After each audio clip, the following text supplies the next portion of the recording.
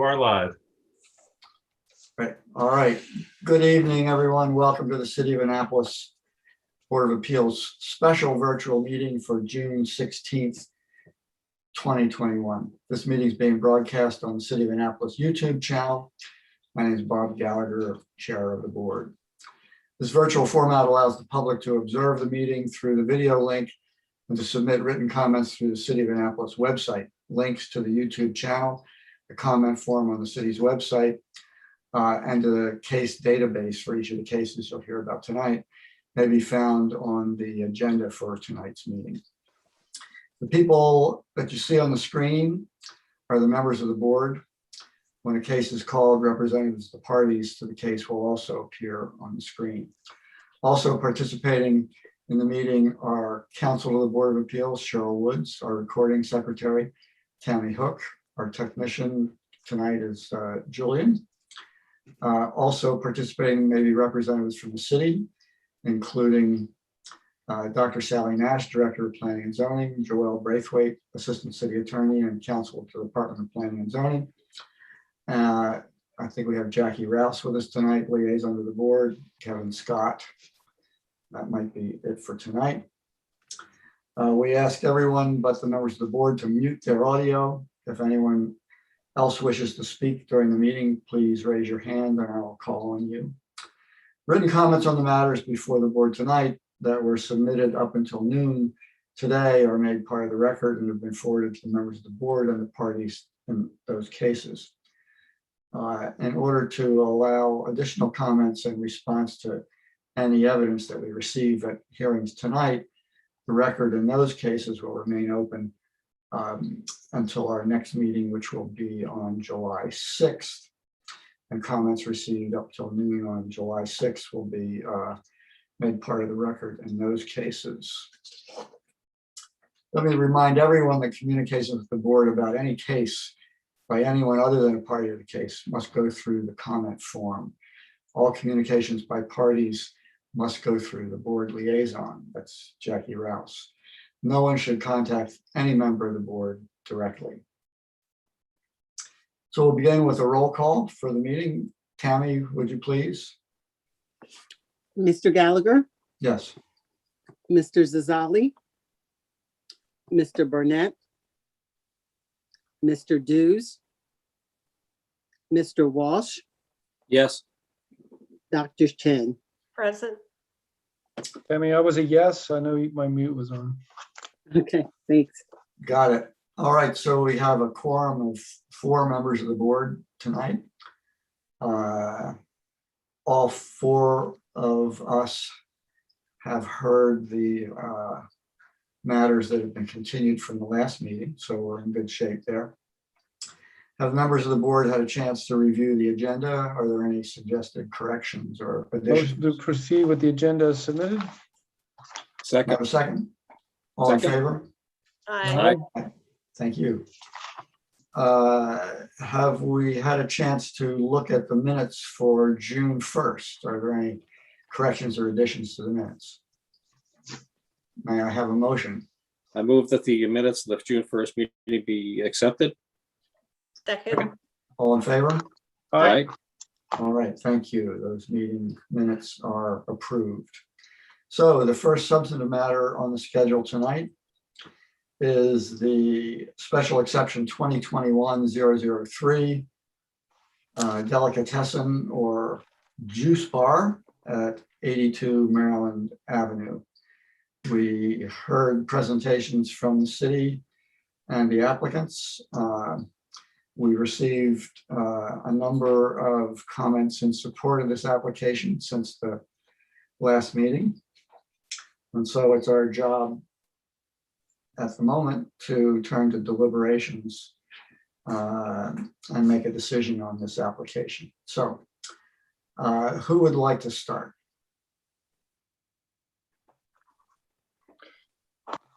Anyone, welcome to.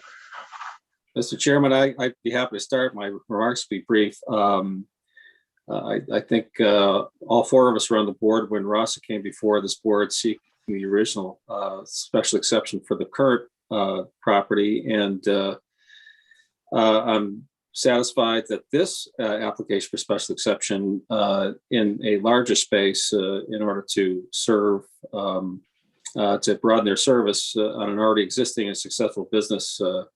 I think that the evidence supports that this is a decision that satisfies an application that satisfies the requirements of the special exception, and I would vote in favor of it. Any other thoughts from Dr. Chen or Mr. Zazali? Only that the applicant has met all the requirements. There's no public, all the reasons stated for by Mr. Walsh, and that she has acknowledged any adjustments or restrictions imposed by the city, then I'm in support of it as well. My only comment is I regret that I never got over to the old location, but I'll certainly get to the new.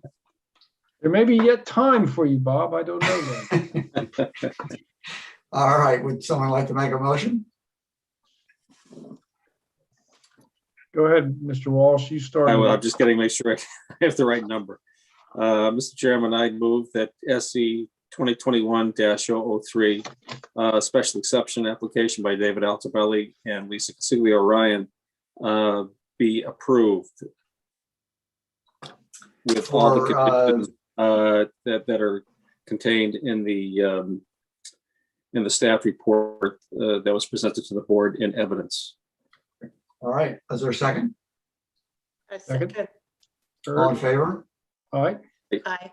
All right, congratulations. We look forward to seeing you up and running on your new location soon.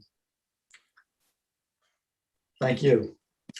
All right, Julian, we can excuse the applicant in this case, and we can bring in the usual suspects on our appeal 2020-004 relating Best to, customers. sorry?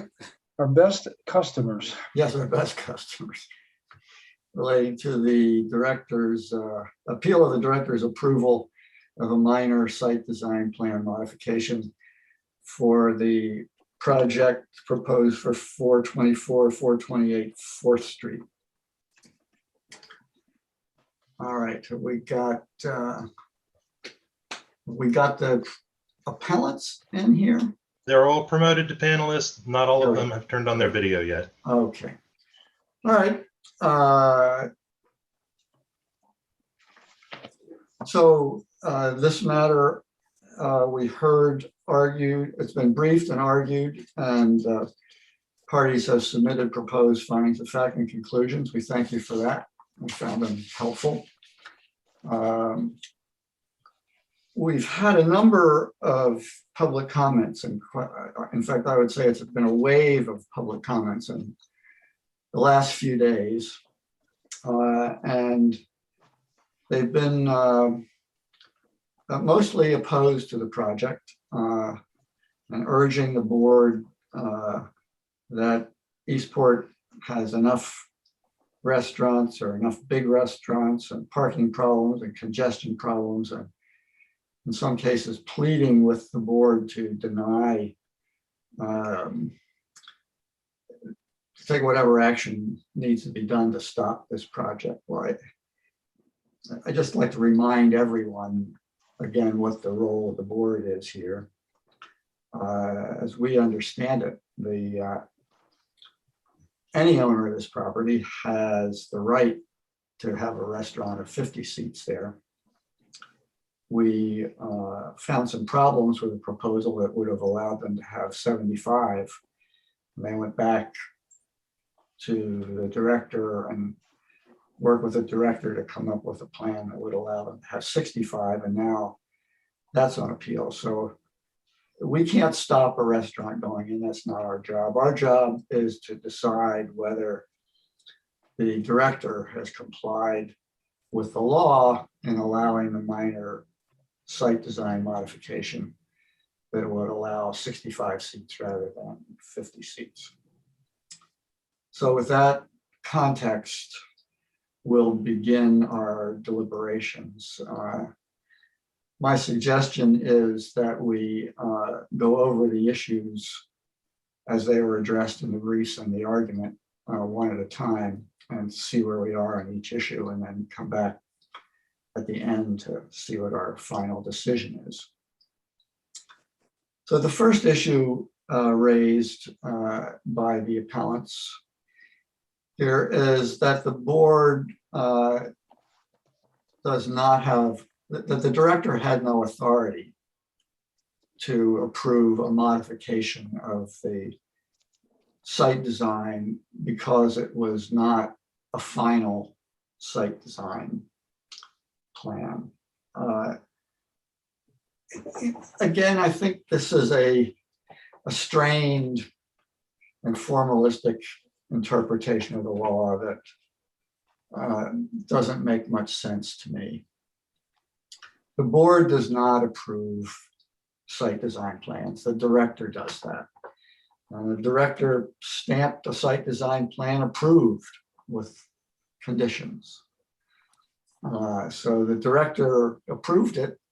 And the fact that we earlier said that they didn't have a variance, they need to have 75 seats, doesn't mean necessarily that the director can't approve a minor modification that would let them have 65 seats. So it's clear to me by the conditional terms that the minor modification has been approved, and that the director does have the authority to make an appropriate modification of the site design plan. So I would affirm the director's determination of facts here, that we have a final site design plan that's been approved. And I agree with the director's interpretation of the law. So I'm very interested to hear more from my colleagues where you all are on this first point of argument.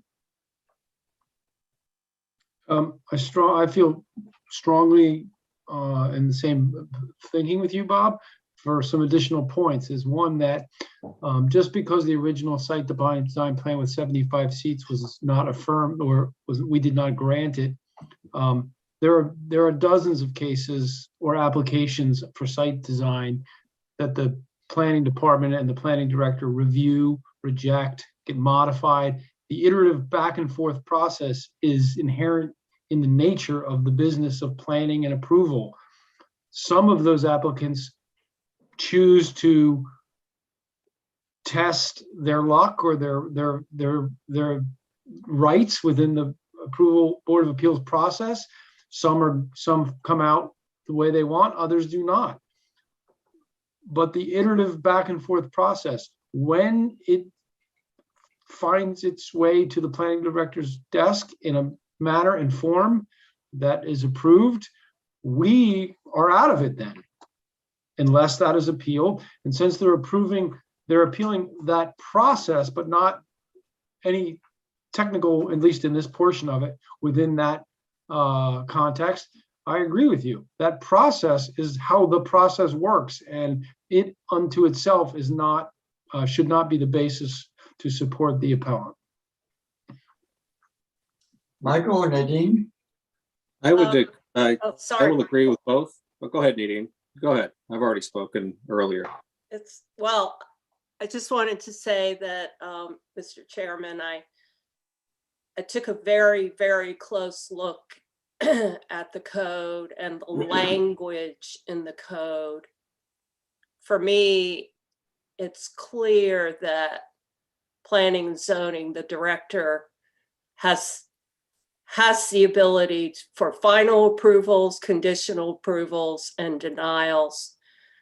The language talks about decisions that the Board of Appeals, our job is to look at these decisions, not approvals, not applications. That language is not in the code, the relevant code.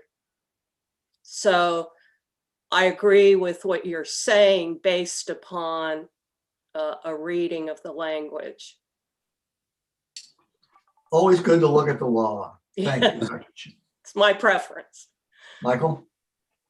Mr. Chairman, I won't belabor the point just for the sake of putting it on the record.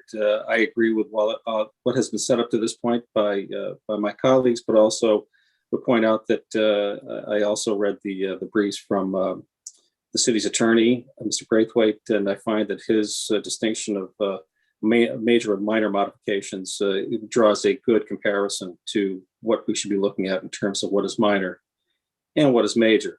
The second point I make is it's probably repetitive of what was said earlier, and Christian is right about the iterative process that development goes through. If you were to take the appellant's argument and apply it strenuously, it would slow down and perhaps bring to a grinding halt any kind of application process, where if you have to require a small modification, go back to the very beginning each time, it could prove to be very problematic from an administrative point of view, and for the process of moving applications through the process. Yeah, okay, I think it's pretty clear where we stand on that one. The second issue, which also I think is basically the same as the issue that appellants listed as number 4. I would describe it as, do the 9 spaces under the building comply with the setback, applicable setback requirements? And it's been argued that we denied the variance that would have allowed parking there in the 75-seat scenario. And so that means basically no one can park there ever. Well, we didn't decide that no one could park there ever. What we decided was that they hadn't met the burden of satisfying the several criteria for the variance. Nothing we did prohibits the applicants from going back to the director and working out a plan that doesn't require a variance in order to have the required parking. And that's what they did. So we did not preclude the use of those spaces. Then it comes down to what is the correct setback for those spaces. And while I concede that this is not perfectly clear, I think it is perfectly clear that that they comply with the setback rules here, however you interpret them. The building meets the setback rules, and these cars are parked under the building. It seems to me there's a plausible argument that if the cars are in the building and the building meets the setback rule, then you're done. But even if that's not the case, because they're parking spaces, they have to meet a parking setback. I think the best interpretation is that it's the 10-foot setback that applies, not a 30-foot or even a 20-foot setback. And it's been pointed out by the applicants that the backup, that one piece on the drawing that looks like a parking space is a backup area that wouldn't trigger a need for a wider setback there. So in my view, there's substantial evidence to support the director's findings, and I don't find any error in her interpretation of the code on this point. So again, I look forward to hearing from you all. I'll keep my comments brief. Bob, I studied the table pretty intently, which was sent out for our use earlier in the week. I agree with your interpretation that I found no path of logic that would lead me to conclude that the 9 spaces were not compliant. I agree, Mr. Chairman. I also studied the table very carefully and thought long and hard about appellant's argument that the language speaks to the entire parking lot as opposed to just the property line facing the residential property. And I could not find, again, language in the table, in the code, that got me to that point. I do believe that the property line abutting 418 the 10-foot is appropriate. Michael? Agreed, Mr. Chairman. I think there's substantial evidence that the director acted reasonably. I don't find an error there, and would not belabor the point and concur with what you have said previously. Great. So the third issue is, did the director properly apply the parking requirement for standing room? And I do have some concerns about this issue, and I look forward to hearing from each of you on it. There is a requirement for parking for standing capacity. It doesn't specifically refer to carry out, but to service and counter areas. Specifically, one person must be added for each 7 square feet in front of counter and service areas. I didn't see any definition of counter and service areas. Clearly, there's an 11-seat bar and the access area where the bartender comes and goes. And it's clear from the record that there will be customers ordering and picking up carry out. I don't see in the record any basis for the director's apparent conclusion or policy that would support the policy that the counter space requirement only comes into play when a food service establishment has an established carry-out area. I don't see the support for that. Maybe there's something in the legislative history I don't know about. Maybe there's some chain of reasoning that makes it seem like the right thing to do. I'm not aware of what it is. I mean, we've all had the experience of going into restaurants like this and seeing people come in and order carry out and pick up carry out. They don't wait to be seated by the host or hostess in order to do that. And we've all seen any restaurant and bar in Annapolis at 4:30 or 5:30 in the afternoon that has a bar. They're going to see people standing around behind the bar. So I'm at a bit of a loss to understand the basis for the policy that basically ignores the standing room requirement for calculating the parking requirement. I guess my suggestion would be to take a cue from the circuit court on the last round and send this particular little piece back to the director for an explanation. But again, I'm most interested in what you all have to say. Well, this is the one that got my wheels spinning a little bit. And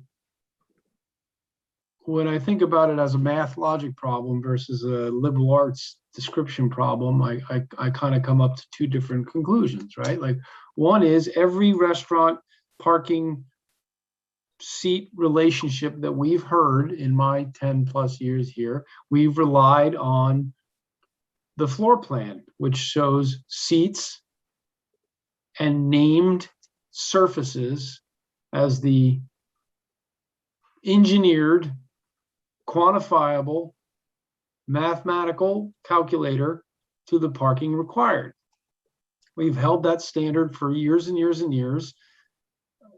I do not, as you alluded, that the legislative history may find that there's somewhere deep in the history that this has in fact been tested and there is an answer for us to follow. I don't know that either.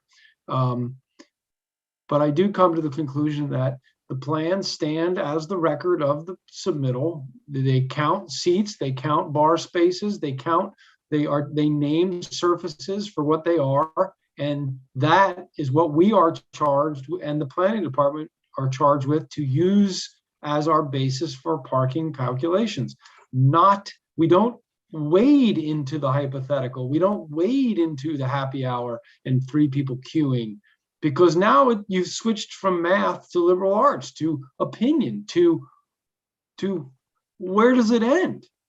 Are we to calculate every possible scenario and then that is our new standard for parking? Or do we rely on the approved interior plans, which count seats, right? This whole thing is about the number of seats.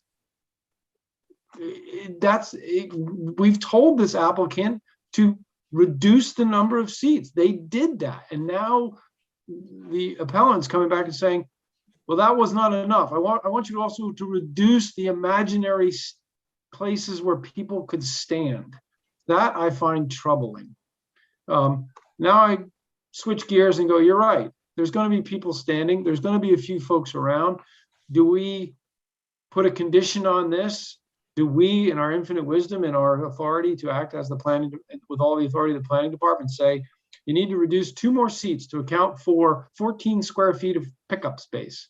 Because that's essentially what it comes down to, right? I mean, somebody can help me with the math there, but we can say you got to lose 2 permanent seats to account for 14 square feet of counter space that will be people picking up. They will standers. And we have that authority. We can make that determination right now. Or we can follow, as Bob said, is to have the planning department and the chair and the director state on the record that, yes, we do not count extra spaces. We rely on the plan, and that is our policy, and we've done that since time immemorial. I'm okay with either of those paths. I don't think the appellant is correct in that it is grounds for denial, but I think either one of those paths, to either we in our authority make some determination or send it back for a little bit more clarity as to why they didn't consider carry out. The reason I didn't suggest that we decide, Christian, is that, you said we've always just looked at the plans and counted the seats. Well, the statute says you have to add a seat for each 7 square feet in front of counter space. And they didn't do that. And I would rather give them the opportunity to say, how do you count 7 square feet? I mean, I can count linear feet on the bar, but how many feet do you assume? Well, that's scalable and measurable and knowable. It is, but shouldn't we give the director the first crack at deciding how to do that? That's my point. Anyway, let's hear from Nadine and Michael. Sure. I tend to agree with Christian. I thought until you listening to your discussion that I still do think that the director's interpretation was fine and reasonable. I can understand where you're coming from, Bob, in terms of it'd be great if we had some guidance as to how they considered carry out within the context of what the statute provides. But like Christian's first statements on the first side of his argument, at least as long as I've been on the board, we've kind of depended upon the plans and the way they're presented to us, or the way they were presented to the director at the time that he or she made the decision, and ultimately make the determination whether that was a correct and reasonable determination on their part. So I'm open to suggestion. I guess my view is I don't want to I'd be reticent to just continue to extend this process that much longer for a 3-year-old application. But again, Christian's idea of either we as a board determine that it'd be 2 less seats or whatever, or getting an interpretation or a substantiation from the director as to how this particular area was interpreted on carryout service, I'm open to that. Dr. Chen? But it's going to take a long time. Yeah,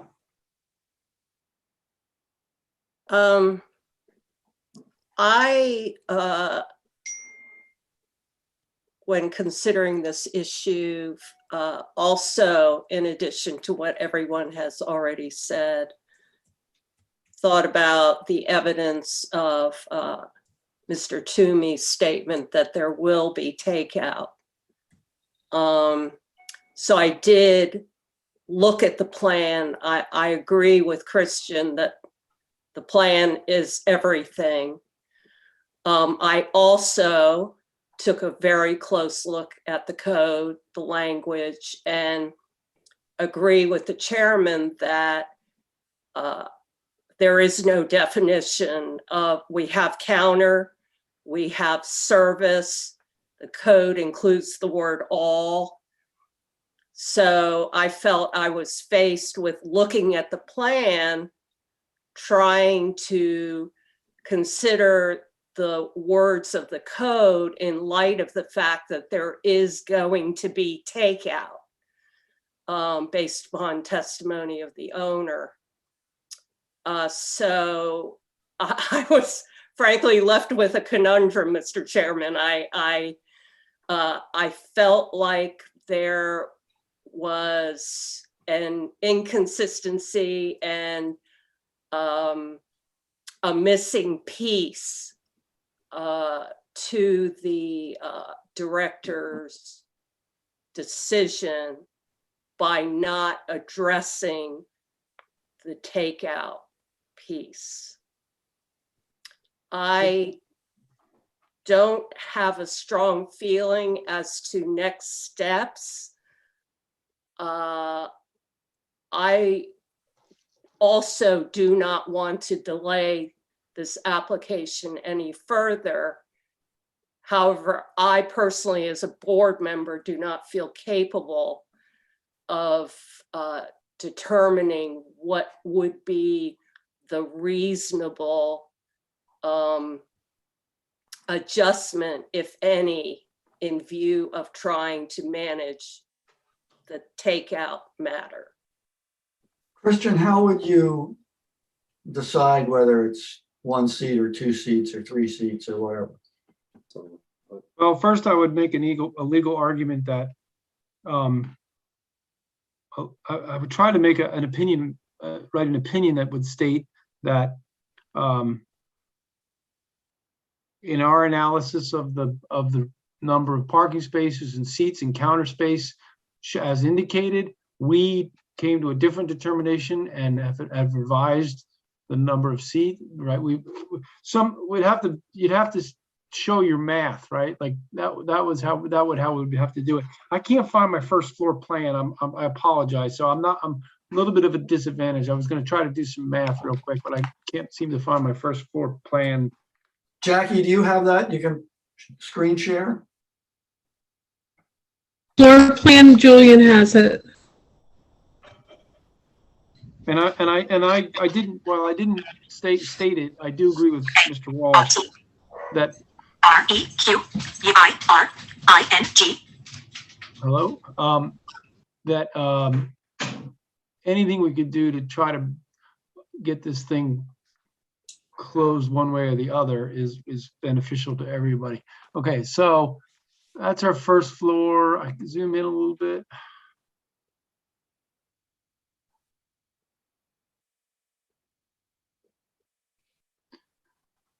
I mean, do we think there's counter there that's?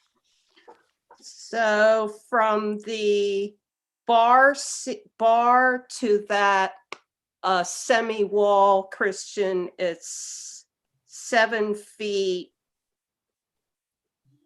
But I guess the question is, as long as there's a seat shown in front of the counter itself doesn't count. Or is it in addition to? That's where I'm, Yeah, because you can't add up all that bar and all those service counters. You'd be right back at 100 seats. You'd be right back at 15, another 45 parking spots. So And we don't have any idea how to calculate the number of square feet. well, we do. We know that those bars are probably 24 inches deep times the length. I mean, we can look at it. Leo's a competent designer. I see what you're saying. Repeat that, Christian, just for my edification. I'm trying to follow you on They're that. So the question I have is that, and if somebody wants to read the code, that would be helpful too, or dig it up. Is it any counter surface that's not named like as like, is it all It of the just- counters? it just says all counter and surface areas and does not define counter and service. The code. It may be a reasonable interpretation of that to say they mean counters that don't have seats in front of them. We could give the director the benefit of the doubt and say that, that. I mean, that's the way I would interpret it, because if a surface has a seat in front of it, it's a spot. It's not Spot. addition. It's not an additional unaccounted for spot. Right, That is what the applicant argued. yeah, it Right. is. And then I come back and say, okay, fair enough. What counter surfaces? We know somebody's not going to be standing in front of the wait hostess station, right? That they get shooed away from there, right? Since we've gone down into this interpretive portion of our meeting, and we say, okay, how about that spot right next to the left of the seat where a little wider than a normal, or how about that corner, right? And in my opinion, we're way into the opinion zone, so it becomes a little bit arbitrary. We go, I've studied the plans, I hear what the applicant has said, the evidence that's submitted, and within my power as on the board and powered by the planning department, I feel like they're misrepresenting. We know there's 2 more spots there. They need to lose 2 of these chairs. So like that's how I kept. It's a little alchemy, right? Because you either got to go that route, or you just have to let the record stand and say they've shown a seat, all the seats and tables. They've accounted for it. I don't think. My concern is the word service, and takeout to me is a form of service. And the code mentions all service. That's my conundrum. And I think, well, you could go back the other way and say, okay, I don't think, let's see, they might be entitled to more seats if you want to go that route. This is where we have to get into math, because if they say one for every 7, what is it? One every 7 square feet, you need what? Another parking spot, or another person? Counted as another seat. Okay, so if I measure the area of that horseshoe-shaped bar, right? I got 1, 2, 3, 4, 5, 6, 7, 8, 9, 10, 11. That means if that's less than 77 square feet, if that service area is less than 77 square feet, then he's covered. If it's more than 77 square feet, if it's a percentage, if it's 6.5, well, that's not a whole person. I'm not going to count that spot. You see how slippery this slope gets? Mm-hmm. Is it the cumulative or individual areas? But the plan is the plan. That's as right. Submitted and approved. And we are simply trying to understand how to deal with the testimony that there's going to be takeout. Right. And just the takeout portion, I don't know that the planning director did the work. Did they count up all the square surfaces and say, okay, your ratio of 1 seat per 77 flat horizontal surface area surfaces and et cetera, is correct? Sorry, I got something popping up on my screen here. I'm trying to close it. So- But it sounds like we're going to have to send it back and say, planning director, we've said it before, we'll say it again, show your math, show your work. Right? But if the position is, we don't, we've taken the position that we don't need to do that unless there's a dedicated takeout area. Then the direction on remand is to explain why you've adopted that policy. I mean, I know that when you walk into many places like this, it's hearsay and speculation. You make yourself known at the hostess station, you give them your name, you're standing there, they bring you your food, you leave. You know, that transaction takes place at the cash register or the bar, right? I don't know. Is there a dedicated takeout spot called out on the plans? No. Right. In fact, they No. said, I mean, what really got my attention is someone on behalf of the applicant said that takeout people are going to order from the seats that we've already counted and come in and sit in the seats we've already counted while they wait for their order to come out. I mean, I just don't believe that's going to happen. No. If the restaurant If there's is if busy. their order's not ready and there's a seat available, right? Yeah, Yeah. sure. You have two things that have to happen. Right. Yeah, but as a matter of just doing business on a regular basis, I can't see that being a common occurrence. And I think, Mr. Chairman, I really hope that we continue to be cognizant of the fact that it's the parking that we're dealing with here. And that's why I'm focused on the takeout, because I do believe that is going to increase car traffic, people coming in to pick up their food.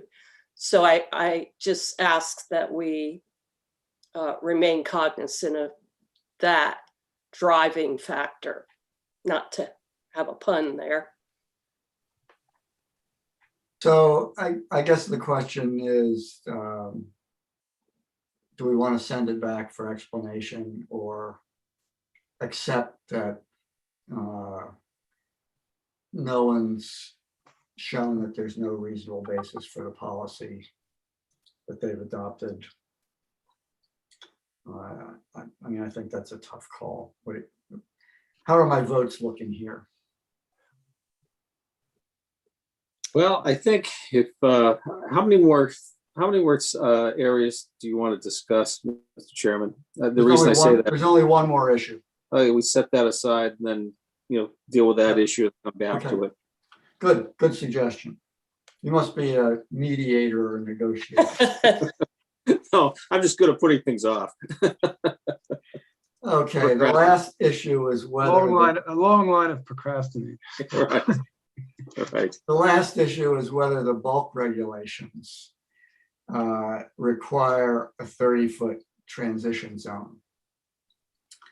And that's a creative argument, but I mean, this all springs from a note to the tables in the bulk regulations. And what the note says is that the director may require the establishment of a 30-foot transition zone. And so it's absolutely clear that it's discretionary. And to argue that it's not just doesn't get anywhere with me. And so the concern is, did the director have an adequate basis for her decision? And I think what we heard in the testimony and saw in the record was that there were a number of other buffering effects that the director took into account in deciding not to require a 30-foot buffer. I can't remember what they were now, all of them, but the plantings and A wall, a fence. yeah, right. So my recollection of the record was there's ample evidence of other types of buffering going on there.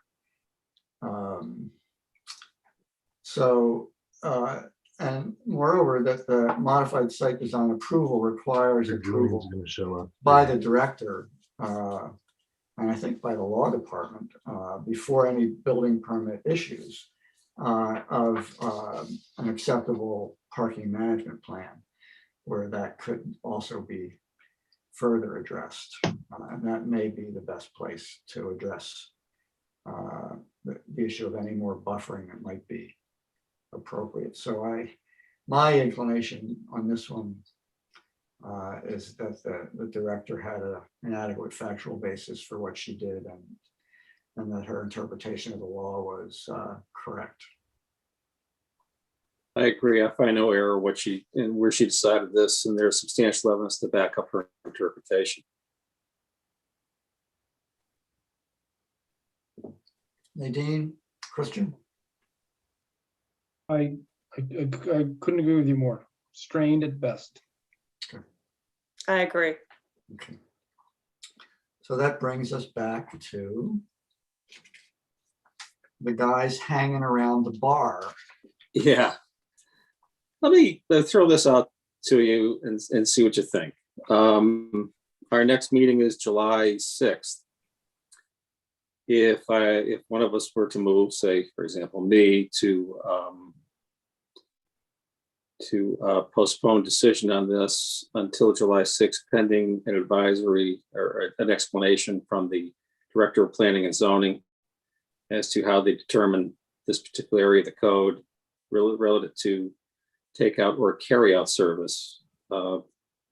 Yeah, I'd be open to that. I think that we could certainly do that. I think that would be viewed as opening up the record for new argument and True. probably evidence as well, which would mean that we wouldn't actually get to a decision until the next meeting after that, because the need to give the public an opportunity to further comment. And I would like to just throw this out there. By proxy vote here, or straw poll vote, whatever the correct political term is, it doesn't sound like we are not inclined to accept the argument that it's a basis for denying the special exception. It's just a matter of whether or not they are 1, 2, 3. Beyond that, Right, that's right, they're not 20, they're not 30 square feet off, right? right. Right. I agree with that. So if we go down that path and say, listen, we can make a condition that we feel balances the applicant's design as submitted as a working business plan, and the appellant's desire to acknowledge that they didn't really account for carryout. And we say, okay, we will grant it, but you get 63 seats. Take it or leave it. That's our condition. 62. 62, whatever the number. Thank you. I can live with that. I can too. Doctor? Again, I don't feel I have the ability to I know, I'm sure you have several. decide. I don't.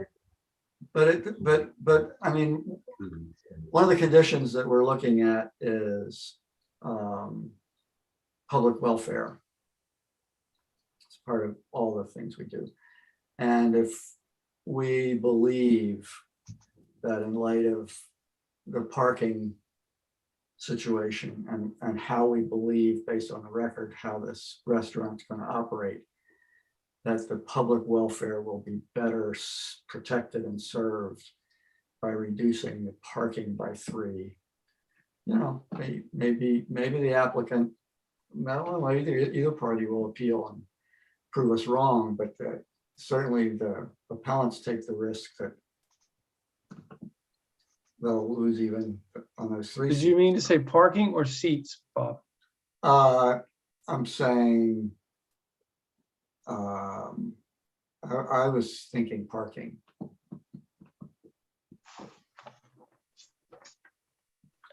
which to my mind is, 3 seats would get us 1 parking space. So you would want to reduce it by 9 seats? 9 times I can't get there. I don't have the ability. To me, No, it seems an arbitrary. It is arbitrary to mean- to an extent. the majority of or a strong number of the letters and opinions that we received continue to go back against, there's not enough parking, right? Like the whole notion that this parking lot exists as a parking lot, that we've acknowledged the 20-foot setback against the property line, that we've acknowledged that the parking adjacent to the other, right? And then to further say, you can have this restaurant, but you can't use parking that is parking because of the because we haven't accounted for the carryout. That strikes me as just not common sense. They're not going to put a park in those 2 spots. Somebody's going to park in them. I'm going to put carryout service bar in there.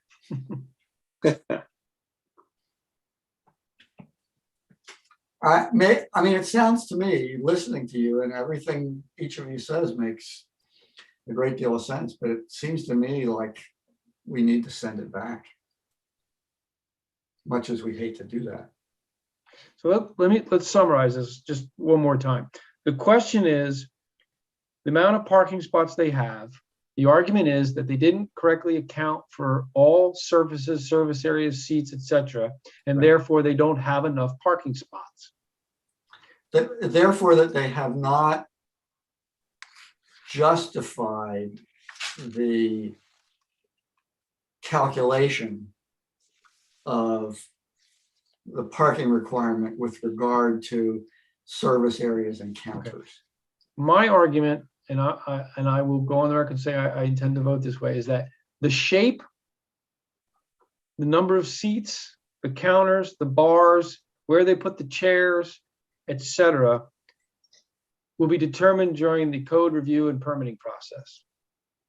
We're only here to discuss whether or not the 65 seats or 4 or however many they've settled on and the 23 spaces, are they in alignment? Do we feel generally that we've got alignment between the parking that's available in all its code compliant manners with the buffers and the use is correct, and a restaurant that has reduced its number of seats, altered its shape, generally speaking, to align itself with the code that the parking that is there?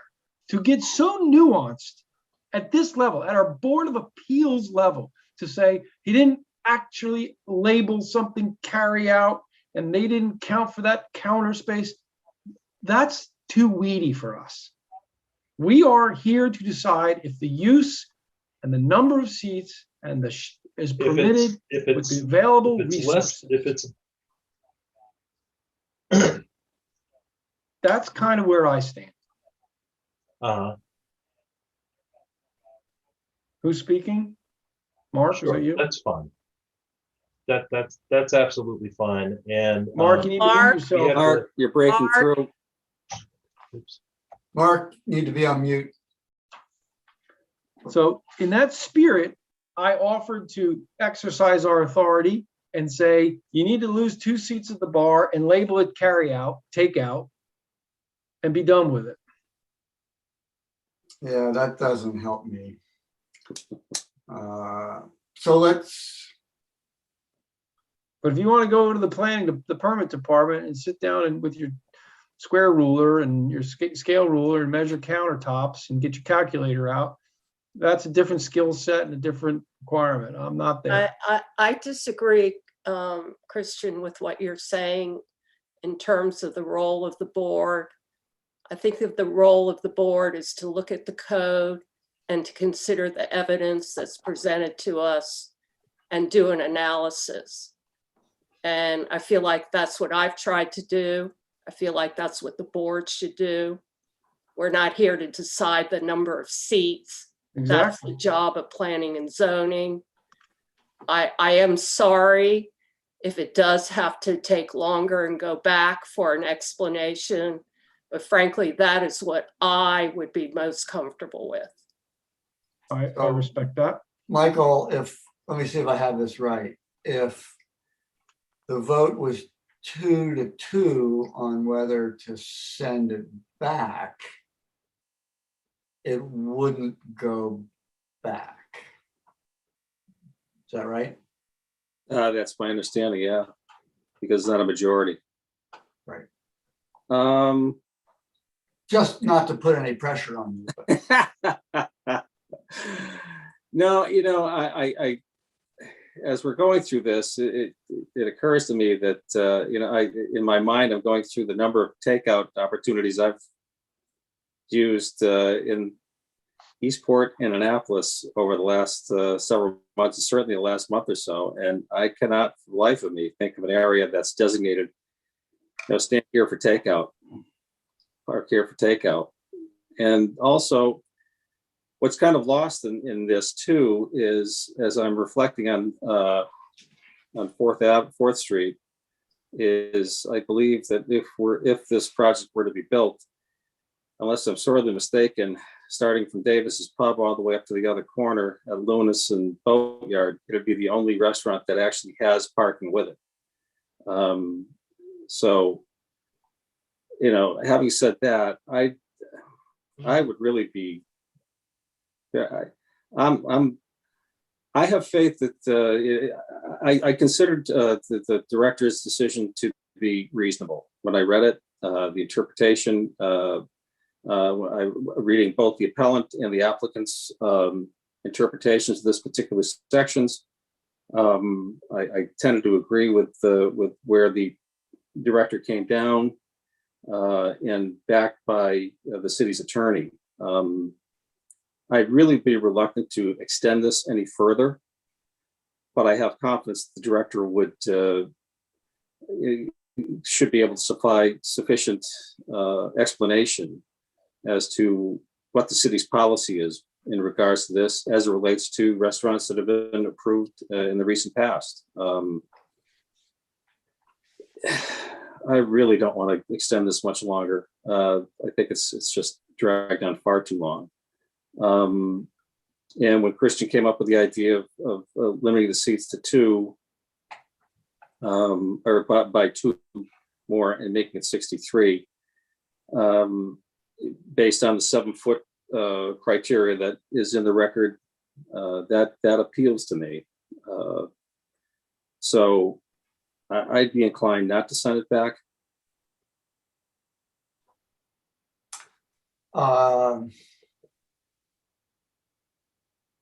But have the condition of 2 fewer seats. 2 fewer seats, 2 fewer seats may not reduce the number of parking spaces at all. The parking is 30% of the seats.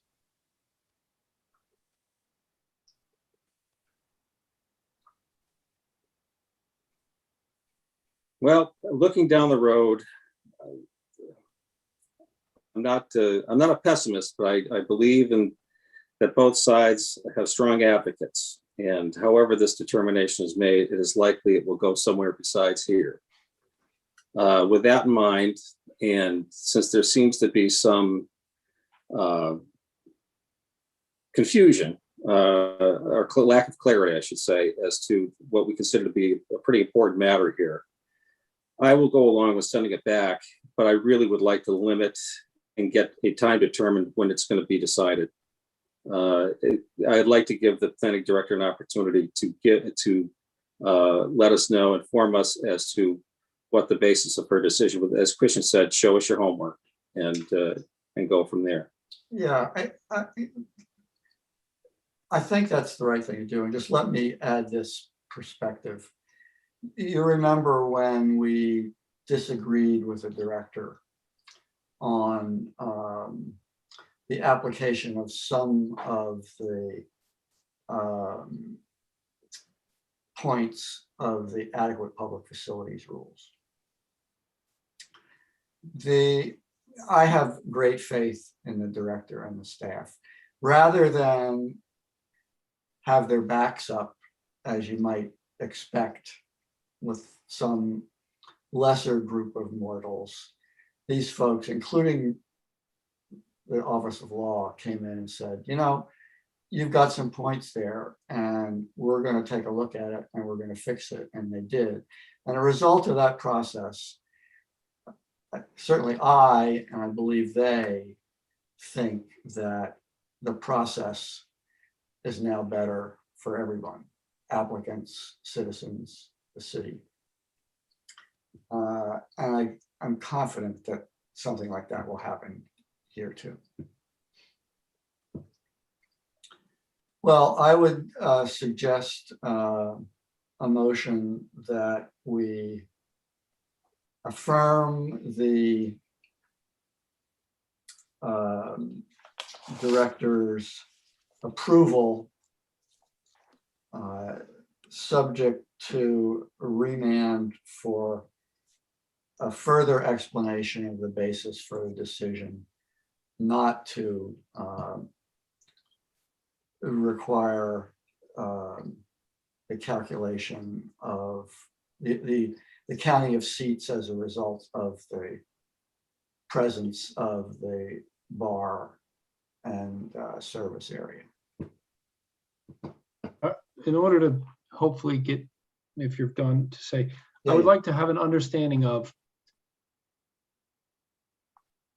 if a spot has, are we counting just surface area or are we counting, like, do you come to the conclusion two different ways? Like you count up all the seats, but and then you divide by the surface area and you say they've got the right number. Like, how do you get to the answer? It's my question. If you interpret that, I mean, that's what they'll tell us, and they're the ones who ought to tell us. We shouldn't be telling them. Okay, I think I support sending it back. Only it would be nice to have this. If we ever have to hear it again, we won't have to do it again. I agree. Yeah, and honestly, I feel comfortable, should this matter be our decision, either way it goes, be appealed, at least the court has something to work with on the record. And without getting on the pulpit here, the purpose of our decisions is to hopefully give certainty to the applicants one way or the other that they can move forward. So we wouldn't want to lose sight of that charge. This and future applicants. Yes. Right. All right, do I have a second to the motion? I'll second that. Are we all in favor? Aye. Yes. Aye. That was a hard one. Thank you all, and thank you, council, and thank you for not interrupting us. I know it must have been very difficult for you. Can we have a point of clarification, Bob? Yes, Jack. So are you are you reopening the hearing so that we will come back like at the next meeting with some kind of explanation, or No, okay. There's going to be a decision that, like the earlier decision from the circuit court, will remand the case to you for the very narrow purpose described in the motion. You will respond to that, and then the applicants and the appellants will decide what, if anything, they wish to do about it. So we will get something, you will have like something written that you're going to write up like you do normal opinions and send it to. Exactly. Okay. I just wanted to understand the mechanics of the process. Thank you. Okay.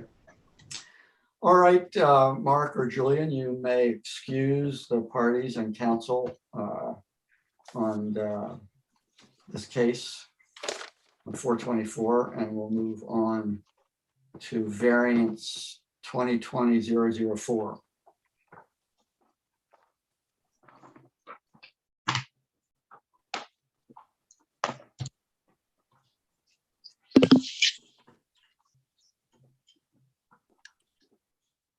Okay, this is a variance from the front yard and corner or side yard setbacks to allow construction of a two-car garage at 413 Schley Road.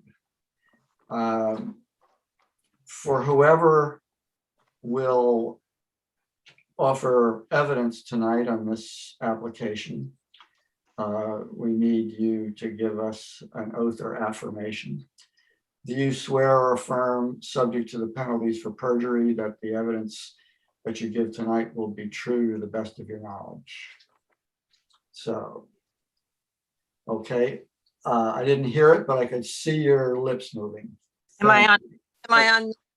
You're good. Okay. All right, so Kevin, is this your case? Yeah, it is. Pardon me if I lose my internet. Do you have a Worked permit? perfectly up until about do a you have a- minute ago. Do you have a permit for that work you're doing behind you? I do. Actually, it's final, so Okay, I do. go ahead. Good evening, Mr. Chair, members of the board. Kevin Scott, Senior Planner with Planning and Zoning. This is variance VAR 2021-004. It's a variance application by Philip Plack, the property owner of 413 Schley Road, for reductions to the front and corner side yard setback to allow a garage addition to be constructed on the front of the house. This property is in the R1 district. It's in the LDA critical area. And the property is right on the outside corner of where Schley Road and Sumner Road intersect. And it makes Sumner Road creates a corner lot with this lot where Sumner Road continues unimproved to the city pump station. So it's technically a corner lot, which is why they need the corner side setback requirement of 20 feet. They're asking for the reduction to 6.7. Normally, an interior side yard would be an 8-foot setback. The required front yards based on the established front yard for the block face has been computed to be 26.7 feet, the request in 22.2 feet. So there's a lot of unique conditions specific to this property as compared to others in the district with the location and configuration of this lot. There's steep slopes to the right side of the property on the front. On the rear, they have some RCA designation. They have a utility easement that runs across their land. And they have this corner lot that's only technically a corner lot. So this area in the front of the yard is the only location on the property to fit this addition on the property, and they need variances to do so. We haven't received any public comments up to this point, and we're recommending approval of the application. All right, thanks, Kevin. So let's see. I'll just disclose for the record that Kerry Walker's architect of record for my house, and this property is on my street around the corner. But I don't Okay. know Mr. Plack, so no investment in the outcome. Okay, we appreciate that disclosure. Who would like, is there any, would either of you like to add anything to what Kevin has told us? Is there anything important that he's missed that's not in the staff report? Anything you'd like to emphasize? Please, this is your opportunity. Go for it. I mean, I just want to emphasize the reasoning for doing the house, two-story home, but the bottom floor is actually on slab and it's sort of built into the slope to the right side of it. And if you actually drive by, you really can't actually see the front door, which is on the right or on the bottom floor, sort of in the middle. There's a retaining wall that kind of blocks it, and then the burn of the land coming down also blocks it. So part of the wanting to do this is to have, sort of a street community feel to it with a porch and everything else. And that would mean bringing the front door up to the main level, which is where the living room, dining room, kitchen is. There's also 2 bedrooms up there. 1 bedroom would need to be removed to accommodate the entry into that level. And what that does is it takes a 3-bedroom house down to a 2-bedroom house. And they have 2 very small children. And so the logical thing is that they would take the built-in garage, which is on the lower level, make that interior space. And so the need is for the garage to go somewhere else on the property. And this is the only place it could be located. Questions from the board for either the city or the applicant? On these cases, I tend to lean towards the minimum relief clause within the in the code. Carrie, the 24 by 22, in your opinion, is that the minimum serviceable size for a 2-car garage these days? Well, there's some things going on the inside of the garage where, because it's kind of built into slope and getting up to the porch, which is half a slope above, there's going to be stairs that go up. And so we're having to accommodate stairs to get to the porch access from the garage. So that's part of the reasoning for going a little bit larger. I mean, I think the 22 feet wide is definitely a minimum. I don't think, I mean, you don't want it, you want to be a little bit larger than a grocery store parking space. So I think it is pretty much at the smallest level that it could probably get and function as a garage. Okay. And where it's placed on the lot, the relief from the 6'7", that is also the minimum. You feel that you can't tighten that up a little bit and give a little more relief? To the corner yard setback, if we did that, that would encroach then back over into the front entrance area. And basically the way that, because the whole house is turned about 45 degrees to the street, if you move it over, it would basically block the front entrance of the house again. And so it defeats the purpose of it. We tried turning it so that it was with the house as opposed to with the lot. And this seemed to be the best way that impact was the least. Yeah, I actually don't believe this is a corner lot. I think it's a street naming issue. There's no corner there. For me, it's a mid-block. Yeah, we but, could have argued that one too. I'm guessing you didn't find an audience. Well, if we had called it not a corner lot, we could have done this administratively, but we decided to be consistent with how we've looked at these types of streets. It's a corner lot. So Yeah, we're not here to decide whether or not it's a corner lot. So For my code board members, there is no T intersection. It is just a turn in a road. It's a curve in a road. It is. There's like a driveway that goes kind of down to I don't know, whatever that little structure is. But Pump station. yeah, I Not got you. lost, so I know. Yeah. Okay, that was it. You've satisfied my questions. Michael, Nadine? I have a couple of questions. So one of the reasons for, I understand the front door, but also the need that was stated was for more living space is needed by the family. If you could elaborate on that.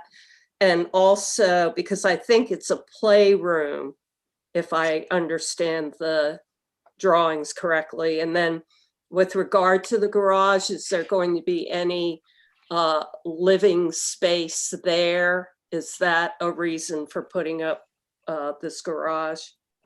So they literally have a toddler and a newborn who's about a month old. So right now they have 2 bedrooms upstairs, also where the living room area is, and then they have 1 bedroom downstairs.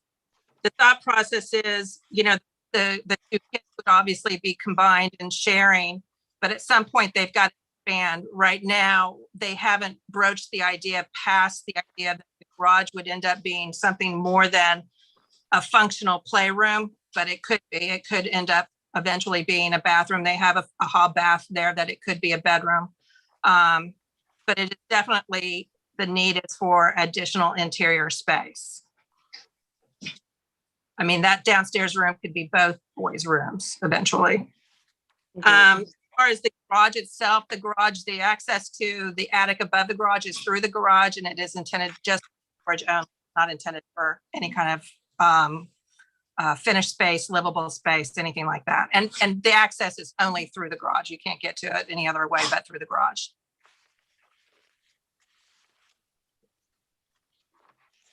Thank you. Yeah, thank you. So Kevin or Ms. Walker, so I assume this is increasing the lot coverage. Is that right? It does a very small amount, but it does, yes. Should I address that or Kevin address that? Go ahead, Kevin. Oh, yeah, it does. It doesn't exceed the 25% limit. Actually, I don't know the exact number. Maybe Carrie knows the exact number, but it's under the 25% limit. Yeah, It's showing that she's got she's got a table in the plan that shows it. So there's a 25% limit. It's not over it. And is the, upgrade of stormwater required for this? No, there's there wouldn't be enough to serve as the kick in a grading plan, so they wouldn't have to do stormwater management. They'll have to do a standard sediment erosion control like any building permit would have. I guess my question is, why not go up instead of out? If you go up, you're basically then going to be a 3-story house because the bottom floor is livable space. And I just don't think they want to extend the house to be more than, and I think you're gonna, you're touching on the fact that the parents' bedrooms right now are down on the bottom floor. So I think they're trying to get the boys' bedrooms down there as well. So I think you're talking about a whole lot more construction requirements to do a 3rd-story home. Is there a height limit issue? You can't do it. I'm sorry, go ahead. I was gonna say there could be with a 3rd floor. There could be. Yeah, it would be. I would expect, well, you can't do a 3-story house, first of all. You could do a 2.5-story, but I think the average height, I don't know, Carrie, you can correct me, I think you were at like 26 feet or something for the block. So I don't think you'd be able to add, the existing house is like 22 or something. Yeah. So to add a 3rd story, there would be a height issue. Okay. All right. Yep. I'm good. Anyone? Properly posted, signs up? Yep. Notices sent? Yes. Yes, all that Okay. ad in the paper. No comments. All right. Well, I thank you, Kevin and Ms. Walker and Mr. Platt. We'll, because of the virtual meeting rules, we'll have to defer our decision until our next meeting, which will be July 6th. And we should have a decision for you then. Great. Thank you. All right. Mark, you can excuse the folks on 21004. And that covered, Tammy, you'll mark those exhibits, the staff report and attachments. Be part of the record, please. Will do. I will. So under new business, there are a couple of things we wanted to talk about. We have an appeal, 5 College, was it College Drive or Circle or something? Yeah. Avenue.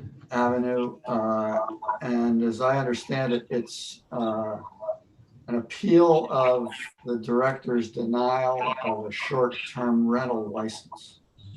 No, we actually moved on from that and made they applied for a determination that they had not abandoned the non-conforming use of the property, and we found their evidence insufficient to support the non-abandonment, so they've appealed that decision. So we denied them a short-term license. Right, but they're not appealing that. They're appealing the non-abandonment issue. All right, whatever. So the question is, So just, I know this is not the time or the place, but had they abandoned it? Have we found that if we find that they did abandon it, they do not have the right to use it as a short-term rental? Is that what we're? They don't have the right to have 2 dwelling units in the building if you find that they did not abandon it. so the consequences. Non-conforming use of the property. So the consequences are broader than denying a license. They have. Right, it doesn't, the short-term rental license, I mean, that it could be a regular rental license. I think the licensing issue is not what All right, I get it. Okay. Thanks. okay, we're dealing with the, I raised this, it's not on the agenda for us to make any decisions tonight, except for scheduling. We need to figure out how we want to schedule it. well, we need to determine when we have, what meetings we have quorums for, and I have heard from Bob, Mike, and Nadine. And I think Rob is, okay, I've heard from Rob for the meetings in July, but I have not heard from Christian Zazali. So tell us what you've got, Jay. Okay, So we have a, July 6th and July 21st are the July meeting dates. Yeah. For July 6th, we have no Bob, we have Mike, Nadine, and Rob. and what's on the agenda? We don't, well, at this point in time, Kevin may have advertised, the only thing that's on that agenda at this point in time, I think, is the continuation of the hearing you had tonight. I don't think we've scheduled anything else because I think at this point, we're probably getting really close to a point where we might be able to advertise something for July 6th, but we haven't at this point because the ad would have to be in the paper on June 21st. So we could still advertise something else for July 6th. Well, if we have the July 6th hearing, we will very likely have to take a vote on 421, 424, whatever those addresses. Well, you would have to have a written opinion that you would refer back to the Department of Planning and Zoning and give us the opportunity to evaluate and respond. So, Well, I'm confident that we can have that in a day or so. I mean, Bobby, you feel challenged by that? Cheryl actually is going to draft this one. Cheryl, what do you think your schedule is? I'm okay with that. You can have something in a couple of days? Yes. Okay. So let's try to get that out, say, by Monday. and are we saying that if we're okay, so that's why I asked for the point of clarification. So you will send us that opinion, and then we will also be sending it to the applicant, to the appellants, and to the property owners. And then would they not have the opportunity to respond also to it? I mean, this process I'm not familiar. No. You respond. If you want to talk to them and Okay. sharing your response, that's up to you. You'll respond with an explanation, and they will decide if they want to bring it back to the board or whether they don't. But you'll be voting, so how would they decide? There's nothing to vote on unless they decide to bring it back to the board. So suppose Sally says, this is the way we did it. And both the applicants and the appellants are fine. The applicants say, we get what we want. The appellants say, there's no way we can appeal this successfully. Then nothing happens. Okay. But if one of them says, no, we don't like this, then what happens? Then they're going to appeal it. Okay. So they would have to file a new appeal. Yep. To the circuit court. Say that again? To the court? No, they come back to us. Oh, There's to us, another okay. decision by the director. Okay. And So so the that director's would going to add clarity to how they reached the conclusion that this parking was correct based on the plans. We're going to take it into consideration. And then what? so you're going to be issuing a final decision at the next meeting then? No. Our decision will be the written decision that we'll get out after Cheryl gets it to us. Oh, okay. And it all depends on the petitioners and the applicants, whether we have to do anything after that. If they appeal, then we'll have to decide whether the explanation was adequate and supports the decision or whether it's not. But if you're issuing a written decision on this that you're sending back to us, wouldn't they be appealing that to court like Mike said? Oh, they might, but I think it would Okay. make more sense from their point of view to wait and see what you do with it. Right. Okay, well, we'll just take this one step at a time because, okay. So let's theoretically say that we can have that on the agenda for July 6th. You have tonight only present the four of you, and Bob will not be at the July 6th meeting. Bob Gallagher. So the question is, will we have Michael and Nadine and Christian for July 6th to make the final determination on And that would be Christian. Christian? Yeah, and if there's, and what would we be hearing on the 6th? The potential for this abandonment issue? That's what we were just talking about. No, I don't think so. Oh, no, we're not having that. No, we would be hearing the thing that we were just talking about and the continuation of the case, the variance case. Right. We're And not- I'm not sure that there might not be another variance case that might have already been advertised, but it would not be, but no, we would not be hearing the appeal. Christian, to come back to your question on that appeal. Right. Sorry. The abandonment. Before we have a hearing, we'll give them an opportunity to file any motions that they want to file. All right, We'll so give them- I'm, look, if you want to schedule it for the 6th, we No, there's will no and way to always, schedule it. There's no way to schedule for the 6th. no, we're just I'm just saying here, whatever, just advertise something and get it on the calendar. We always manage to get through it. We will get through it again. If Okay. you want to have a small here, you want to advertise and get something clear something off your agenda Right. for the 6th, I'm happy to conduct the hearing. And Michael Okay. and Nadine are good for that, right? On the 6th? Right now, Yeah. Bob? Yes, I am. I've got it in. So the 6th is nailed down. Okay, so for July 21st, we have no Bob and no Rob. So we only have Mike and Nadine for July 21st. I have not heard back from Andrew, so I don't have him down for any meetings. How are you for July 21st, Christian? Not great. I would have to do it from Utah. And that's not,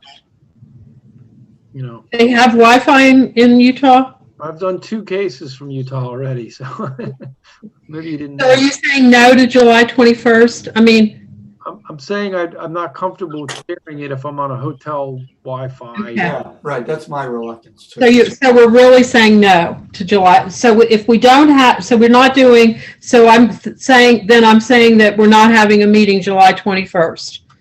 Because Christian will be in Utah and we won't have anybody to. Well, I mean, anyone else could chair it, but I don't see the point of doing it unless there's some variance that you're really anxious to get off the. Okay, I'm crossing July 21st off. Okay, so We let's go to usually only August. do these once a month and have an August recess, but Okay, so looking at August, I did put down 2 dates for August, and I didn't put them down because of an expectation that you would have 2 meetings in August. I put them down more with an expectation of, could we have a meeting in August, and which one of those dates would work for the most people? Okay, what So are for the, August 3rd, we have Bob, Mike, and Nadine. and I'm happy with the 3rd. Okay. Rob was not sure about either August date. And then for August 18th, I think we're going with August 3rd because for August 18th, we have Bob and Nadine and Mike is questionable. Yeah, I'm not sure. I so might have. let's leave, let's have a holiday on the 18th. Okay, I'm crossing August 18th off and then I've gone to September 7th All right, only stop, because stop. you don't want to talk about September? Okay, Not Far at out this there. moment. So okay, I will send out a scheduling order that tells the parties to the non-conforming appeal. It gives them a date for motions and gives them a date to submit briefs for the argument. And we'll have the argument in that case on August 3rd. okay, okay. So we advertise, okay, that sounds wonderful. Jackie, I won't be at that meeting. Well, I think that's problematic. You guys decide if you can do that. If you're not available on August 3rd, then I think we'll have to postpone it until September. How about, is Joel going to be there? Can he? He's not, I don't know what Joel's schedule is, but I don't feel comfortable about, doing an appeal before you all without the director present. Such high praise. Sally, when will you be The available? again? decisions come from the director. I mean, even though staff works on them, they're her decisions. Jackie. Sally, when will you be available again after the 3rd? September 7th? I'm asking Sally. Sally, when will you be available after? I mean, I could do the 18th. Or September.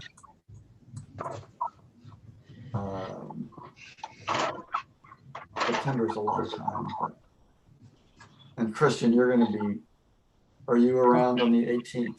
I'm looking at my calendar right now. The 18th, yeah, that'd be okay. If we're still doing virtual, the 18th shouldn't be a problem. I just maybe, Yeah, in another home that week. right. Maybe As long as you you're have carrying, another Bob, I can commit to the 18th because I might be on travel, but I'll find a way to get on. Okay, so we're eliminating the August 3rd and Let me, 18th. Hold on. Jackie, let me finish. Okay. Nadine, are you good for the 18th? Mm-hmm.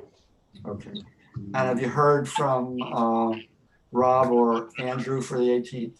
Rob could not commit to those 2 meetings in August at this point. He doesn't know if he's available or not, and I have That's all not. right. That's all right. We got 4 people for the 18th. Right. So if we're doing the 18th, we're going to cancel the 3rd. Is that correct? Yeah. Okay. So our meetings for the next 2 months will be on July 6th and August 18th. Right. Everybody write those dates down on your arm in a permanent magic marker. And Jackie, is the legislation going July 6th? We haven't talked about that yet. Oh, We're coming up to that now. That's coming. That's the next topic on the Bob reminder list. All right. So, Jackie, if you don't hear from me shortly about getting a scheduling order out, remind me. I will remind you. I'm writing it down. So I think you all saw this. We have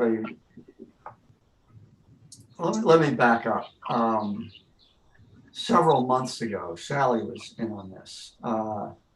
There was a conference call and Joelle was in on it and Mike Lyles and the mayor and the city manager and a few other people to talk about how we can improve the Board of Appeals process, how we can get things done more quickly and efficiently. And one of the ideas that surfaced during that discussion was to substantially change the model of how we deal specifically with variances, special exceptions, by having them determined in the first instance by an administrative hearing officer who would be a contract employee to the city. And then the decisions of the administrative hearing officer would be appealable to the board. And the majority, the consensus of those present was that process has a number of advantages to it. And it's a process that the county has had in place for as long as I've paid any attention. First of all, we believe it would speed things up because the administrative hearing officer, like in the case of the county, they might have a couple of hearings a week, whatever it takes to keep things moving so you don't have 2 weeks or a month delay. And the other is, my observation with the county was that it really improved public access to the process. That people felt like these hearings in front of the administrative hearing officer were more accessible than the more formal hearings that we have at the Board of Appeals. Typically, they'd be in a large conference room somewhere. And the Office of Law liked it because they think it's more likely to result in a, I don't want to I was going to use the word tidy, a more organized record that would make their job when it comes to appeals easier. So anyway, I think mostly through the work of Joelle, they came up with some draft legislation that would do that. And the city council has asked for our input as well as the input from the planning commission. It's a very long bill. It's long.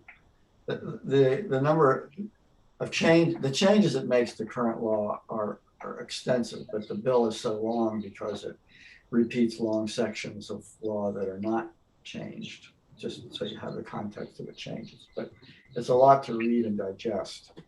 A lot of it, I view us as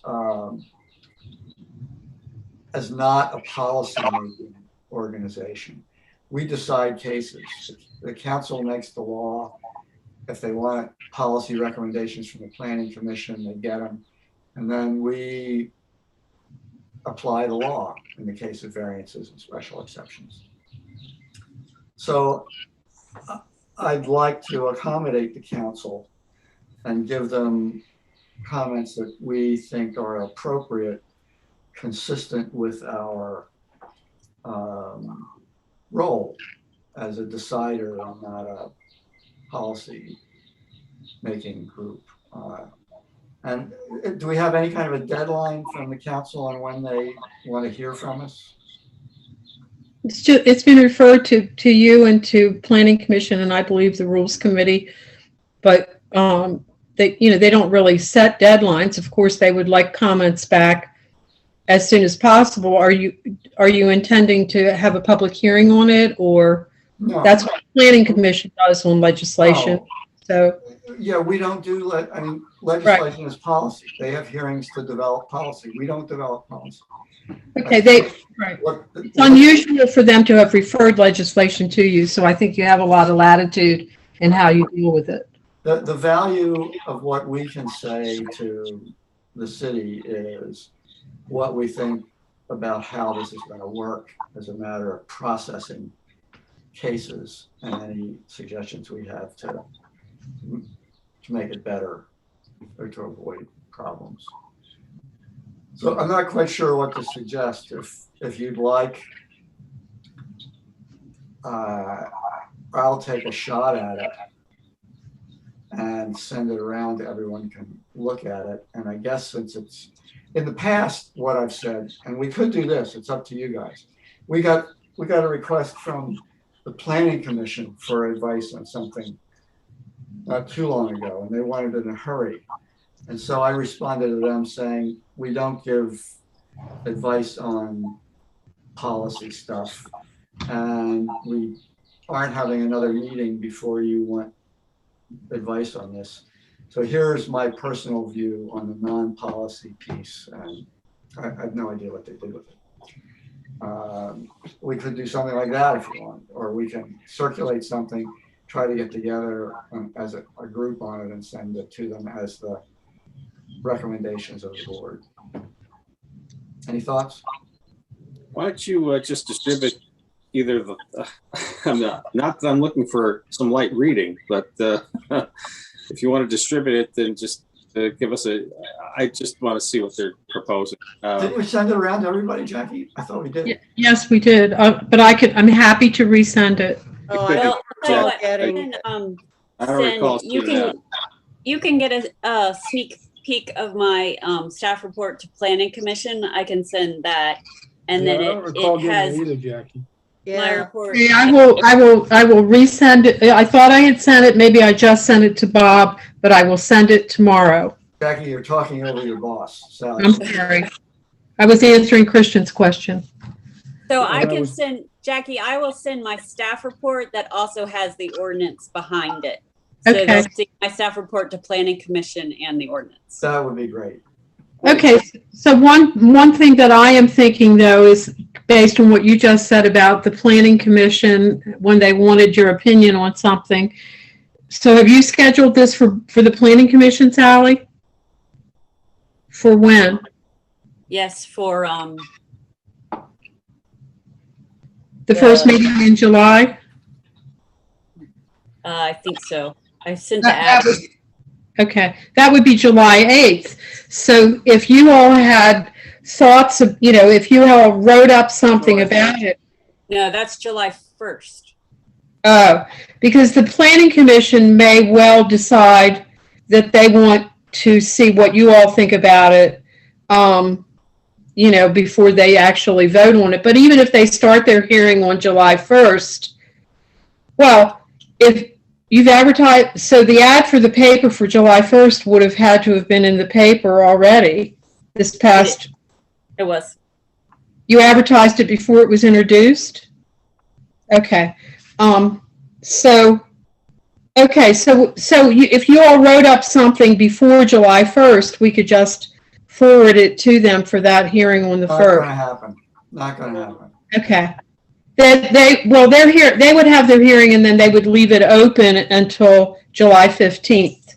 And if we have comments to submit based on what we read tomorrow or the next day, then it'll get in there before the 15th and they can take it with Just whatever. throwing that out in terms of the whole process. All right, so that'll be helpful to have the staff report. You guys all have it. Send me any thoughts you have.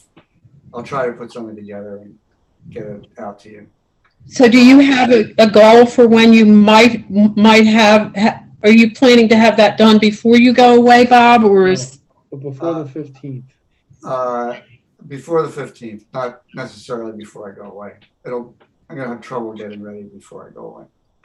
And so when you get it, there might be lobster grease on it. Bob, if you Even- want to hear, before you go. Sorry, what? Even if it's just, if we have comments, there's just one gathering point for the comments, if you're not, it'd be kind of hard to draft something. I wouldn't want to put that all on you, but if we individually have comments, we can put them all to one place and send them along individually. Yeah, we could do that too. Okay.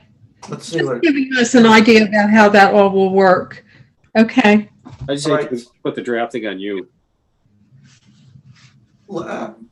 last item, Michael had an issue about recent news about changes in the ownership of the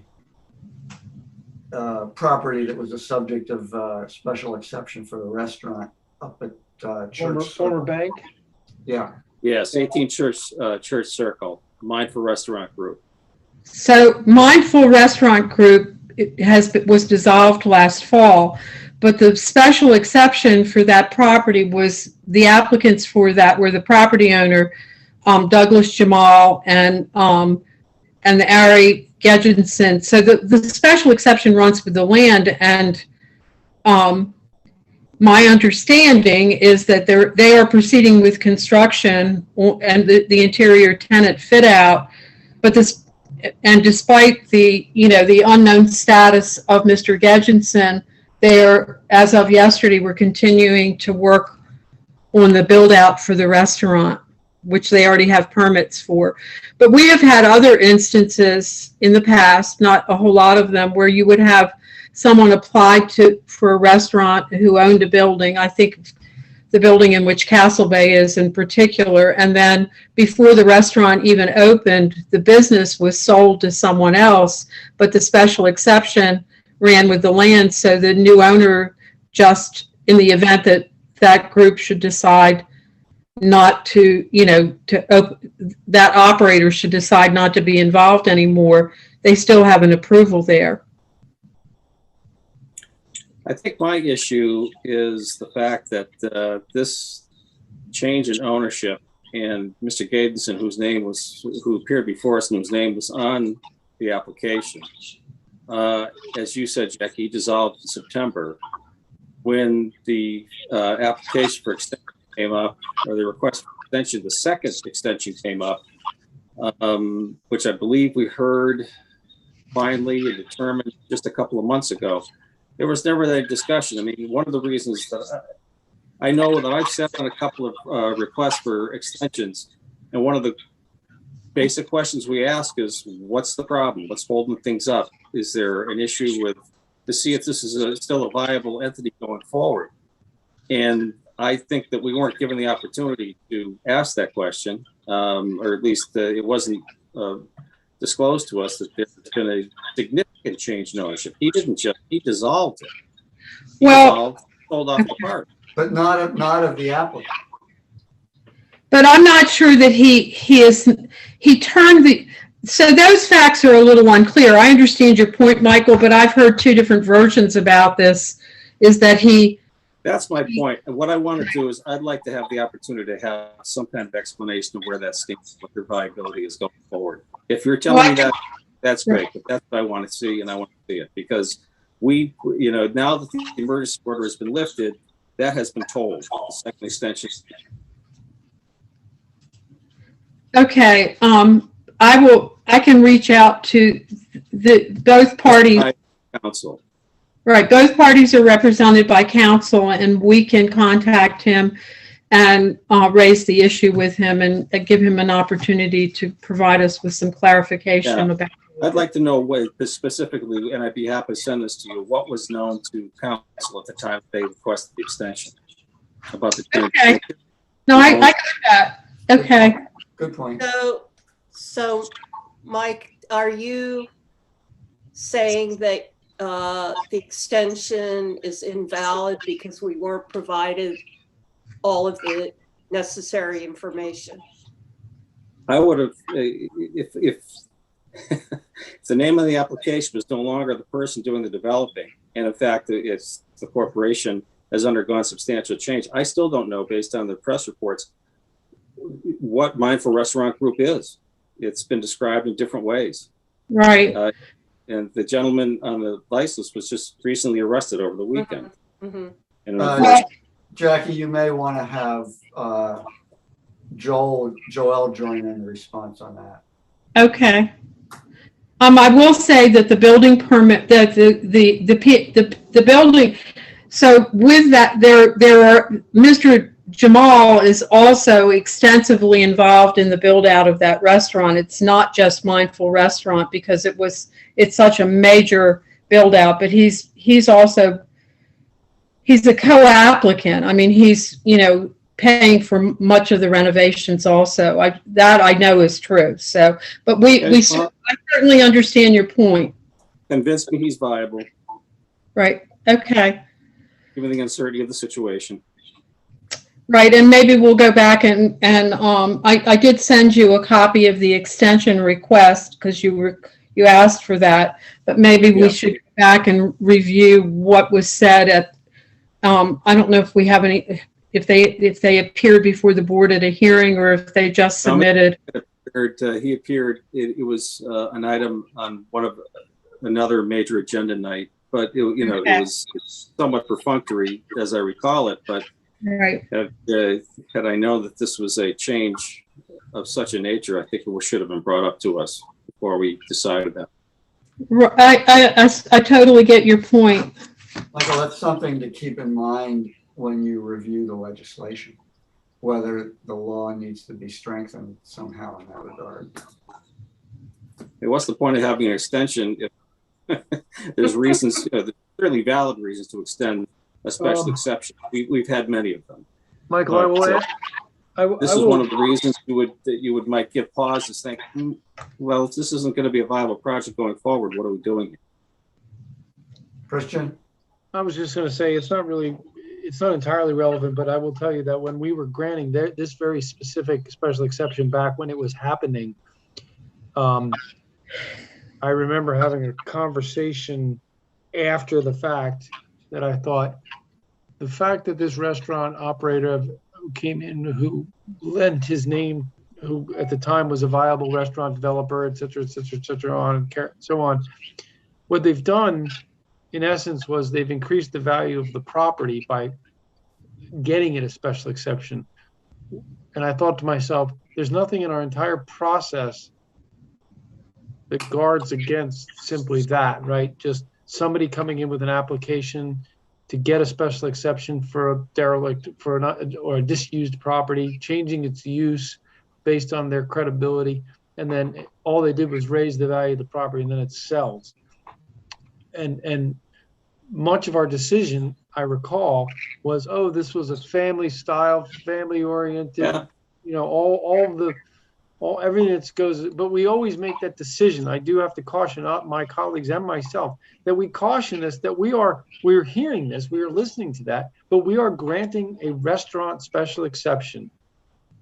Full stop. Whether it's family style or punk rock style, we're not entitled to that, to make that determination. We may like the sound of it. It may help us sleep at night making the decision, but a standard restaurant is a standard restaurant, and that's what we're approving.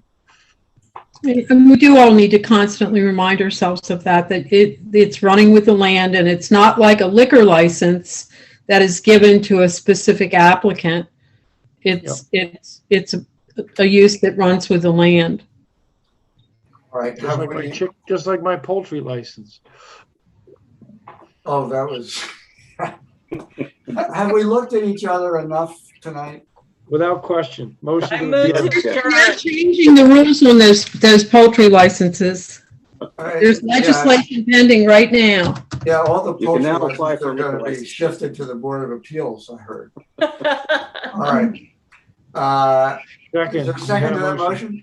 We had a motion and a second. All in favor? Aye. Thank you. Thank you.